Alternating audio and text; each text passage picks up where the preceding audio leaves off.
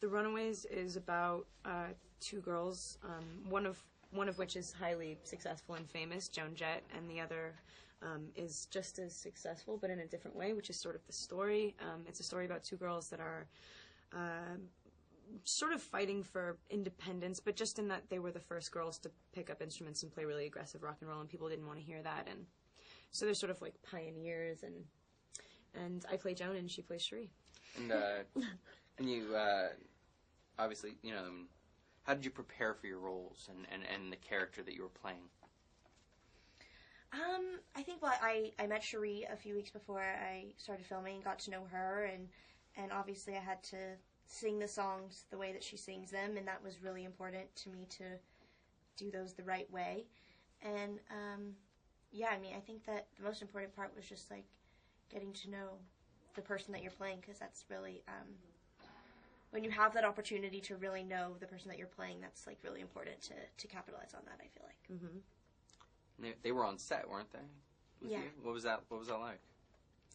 It was good. It felt like it needed to be that way because it would have been just a much more superficial telling of the story had we just looked at everything that any fan could, because they told us stuff that they wouldn't tell anybody, and not that that needs to be in the movie, but we sort of have to know it to be able to play who they are, essentially, and they were so open and wonderful, and they became really close to us, and it was like really great.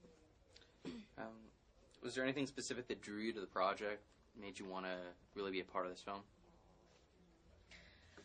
I think I didn't know a lot about the Runaways before I kind of got started on this, and so just looking them up, and you can see all like the Live in Japan videos of Cherry Bomb and those iconic songs, and seeing Cherie in her costumes, especially the corset, I realized that I wanted to play her, and you can see like I really just like connected with her through those videos, and I could see that there was like something more like behind her eyes that she had to tell, and I really wanted to do that. Yeah, they are so raw in all that footage. I mean, they're just like, they're so young and sort of just, they are what they are. And it's not like music nowadays. It's so not polished. They're really just like, rah, just like throwing it out there, and it was so unique.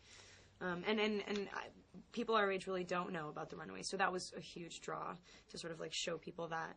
And also, it's a really unique relationship. Like, you have these two really badass, like, girls, but at the same time they're so like sort of overtly sensitive, and that comes to the music. I mean, like, the only reason the music is good and it's not just like hard, like, you know, it's because they're really delicate little things with a lot of armor on. Wonderful. Now, I mean, you were talking about the difference between being able to play something that was done in the 70s. What was it like sort of being able to be in this period piece? A little different from something you've been in working in that time frame and getting yourself into that mode. How did you feel about that? I haven't done very many.